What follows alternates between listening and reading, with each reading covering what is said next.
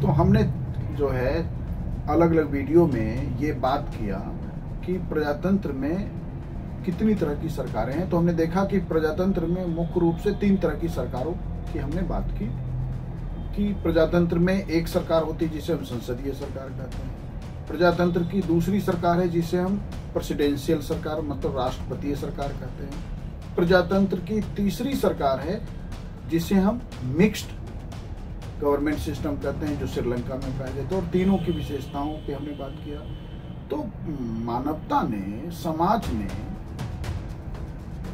जो प्रजातंत्र को ग्रेजुअली इवॉल्व किया या ग्रेजुअली डेवलप किया, उसमें एक संसदीय सरकार आई और उस संसदीय सरकार में जो उसकी सबसे महत्वपूर्ण जो कमी सामने आई कि संसद का प्रभावी नियंत्रण सरकार पे नहीं होता। और संसदीय सरकार का अर्थ ही है कि संसदीय नियंत्रण में सरकार काम करे, जो प्रभावी नहीं होता, क्योंकि संसद में नियंत्रण संख्या से तय होगी और जो सरकार में बैठी है वो संसद में बहुमत में होती है। तो इस कमी को देखते हुए कि संसदीय नियंत्रण प्रभावी नहीं है, अमेरिका ने जो है राष्ट्रपतीय डेमोक्रेसी डेवलप किया। उसकी दूसरी कमी सामने आ गई कि राष्ट्रपति के निरंकुश होने का खतरा रहा। तो एक तीसरी सरकार आ गई, मिक्स्ड डेमोक्रेसी, जो हमारे बगल में श्रीलंका में भी एग्जिस्ट करता है। तो तीन तरह की सरकार आई और तीनों सरकारों में जो देखिए कि जो मुख्य चिंता है वो आज भी, जब से ही प्रजातंत्र को मानवता ने विकसित किया और आज तक, वो चिंता है कि कार्यपालिका को कैसे नियंत्रण में रखा जाए, कार्यपालिका को कैसे जिम्मेदार बनाया जाए, कार्यपालिका कैसे अकाउंटेबल हो।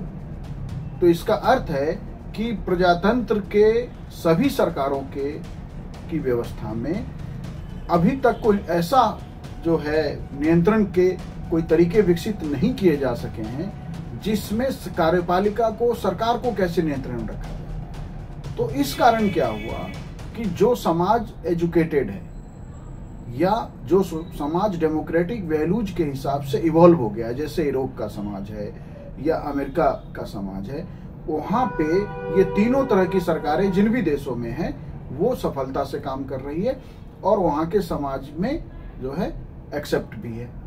लेकिन आप देखिए कि वही व्यवस्था श्रीलंका में अभी हमने देखा फेल है। हमारे बगल में पाकिस्तान में और एशिया के ज्यादातर देशों में प्रजातंत्र की व्यवस्था जो है आई और समय के साथ आंधी में उड़ गई। वहां सैनिक तख्तापलट हो गया, सरकारें फेल हो गई।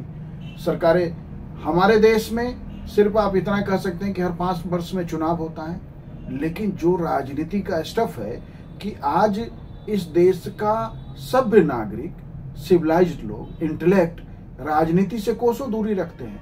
वो जो है राजनीति को लेके इतनी नकारात्मकता भारत में विकसित हो गई। तो एक देश में जो देश का इंजन है वो सरकार है, और जब इंजन को मैनेज करने के लिए जो टीम है उसको चुनने के लेके, उस पे नियंत्रण को लेके हमारे देश में जिस तरह की निराशा का भाव है, लोग जो है नोटा का विकल्प मिलने के बाद भी वोट नहीं देने जा रहे हैं कि नोटा से कुछ होगा नहीं और हमें उम्मीदवार पसंद नहीं है।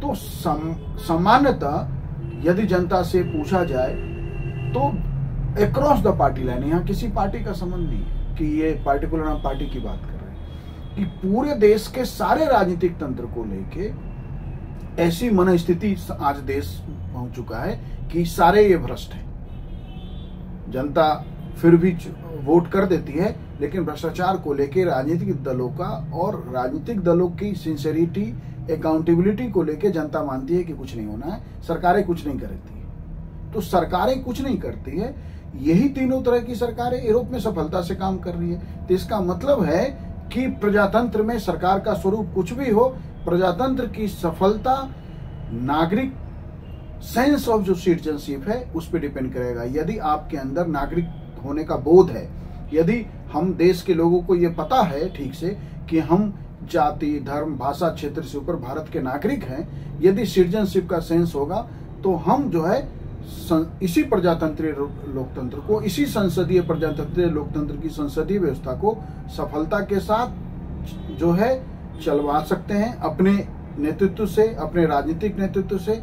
अन्यथा जो है सिर्फ ये चुनाव तंत्र की प्रणाली, आप देखिए भारत में संसदीय लोकतंत्र सिर्फ इस अर्थ में रह गया है कि चुनाव होता है, जनता वोट डालती है, एक सरकार चुनी जाती है।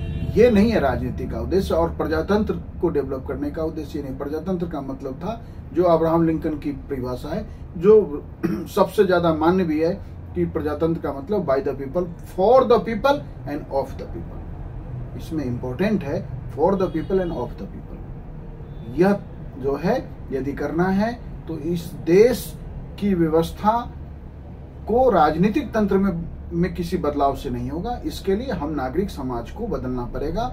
हमें अपनी भाषा, हम अपने क्षेत्र, अपने जाति, इनसे ऊपर हमें भारतीयता का बोध डेवलप करना पड़ेगा। फिर अब यहाँ पे दिक्कत दूसरी आ जाती है, हम एक अलग वीडियो में बात करेंगे। भारतीयता, जो सेंस ऑफ नेशनलिटी है, जो सेंस ऑफ सिटीजनशिप है, उसको लेके भी इस देश में कोई आम राय नहीं है। अलग अलग लोग अलग अलग तरीके से सोचते हैं और एक दूसरे को खारिज करते हैं। इस तरह से काम नहीं चलेगा और इस तरह से अंततः पॉलिटिकल सिस्टम फेल हो जाएगा। यदि इस सिस्टम को, इस पार्लियामेंट्री डेमोक्रेसी को फेल होने से बचाना है तो समय आ गया है कि हमें बदलना चाहिए नहीं, बदलना पड़ेगा। यदि नहीं बदलेंगे तो व्यवस्था फेल हो जाएगी। धन्यवाद।